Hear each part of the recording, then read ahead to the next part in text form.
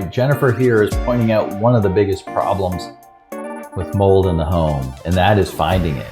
And her question is, how can you find additional areas of mold when the testing is still high, but you have no idea where the additional mold is without tearing apart the entire house? And that is absolutely the biggest problem with mold. With our body, we can do the urine mycotoxins lab. We can do a serum mycotoxins antibody test. We can do the organic acid test. We can get a good idea. We can get a good handle on what's going on in our body. And same with a protocol. We can start going down that path of fixing the body, but you have to live somewhere while you're doing this. You have to live somewhere clean. You can't have that constant attack, that constant stress on the body from a moldy house. So when you have mold in your house and you can't find it, that's a real bad spot. You're really between a rock and a hard place. And when you call inspectors, and I've said this before, the mold inspection world and remediation is like the wild, wild west. Like anything goes right now. Excuse me, on the one end, you've got a mold inspector, you call and spend $350 and they come do an air sample outside your front door. They do an air sample in the middle of your living room, and 2 weeks later you get a report saying everything's well within range and you have no problems.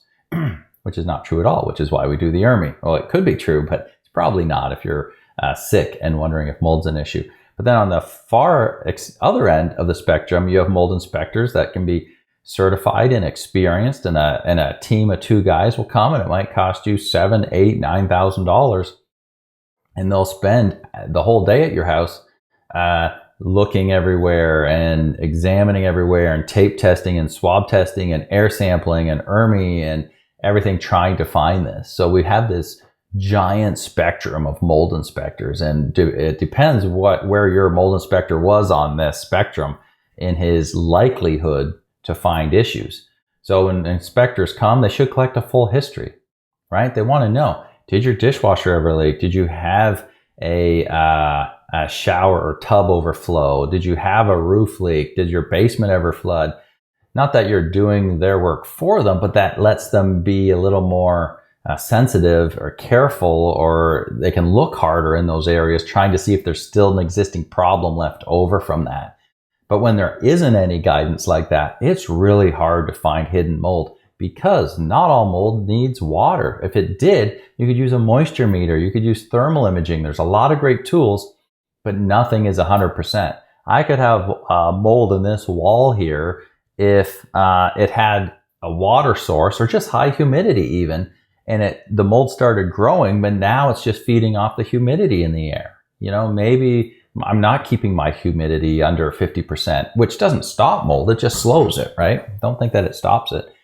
And then when someone uses a thermal imaging camera or a moisture meter, it's not going to pick it up as a problem.